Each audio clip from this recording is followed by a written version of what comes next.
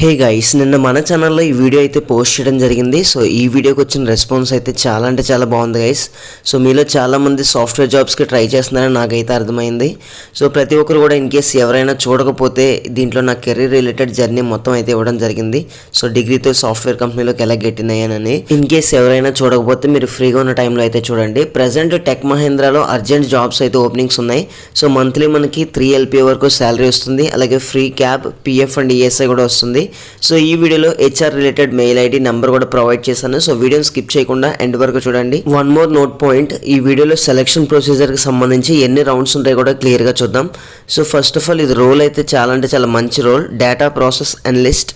మనకి శాలరీ చూసారు కదా, అప్ టు 3 LPA వరకు వస్తుంది. అంటే 22K పర్ మంత్ అయితే వస్తుంది. వీటితో పాటు అదర్ బెనిఫిట్స్ కూడా వస్తాయి. సో మీలో ఎవరైనా గ్రాడ్యుయేషన్ కంప్లీట్ చేసుకున్న ఫ్రెషర్స్ కానీ ఎక్స్పీరియన్స్డ్ క్యాండిడేట్స్ కానీ ఉంటే దీనికి ఎలిజిబుల్ అండి.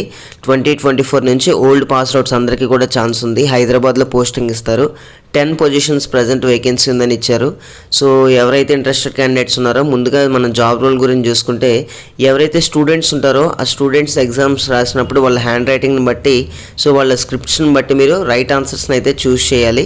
సో ఈ విధంగా వాళ్ళకి యాక్యురేట్గా ఇన్ఫర్మేషన్ అయితే మీరు షేర్ చేయాలి. సో ఓవరాల్గా చెప్పాలంటే మీరు ఇన్విజిలేటర్ లాగా అనమాట. సో దీనికి మేజర్ క్వాలిఫికేషన్ మినిమం గ్రాడ్యుయేషన్ అడిగారండి. మీరు ఏ గ్రాడ్యుయేట్ అయినా సరే పర్వాలేదు, సర్టిఫికేట్స్ మాత్రం మ్యాండేటరీగా ఉండాలి. అలాగే ఇంగ్లీష్ కమ్యూనికేషన్ గ్రిప్ అయితే గట్టిగా ఉండాలి, ఎందుకంటే ఎగ్జామినేషన్ పేపర్స్ అనేవి మనకి ఇంగ్లీష్లోనే ఉంటాయి.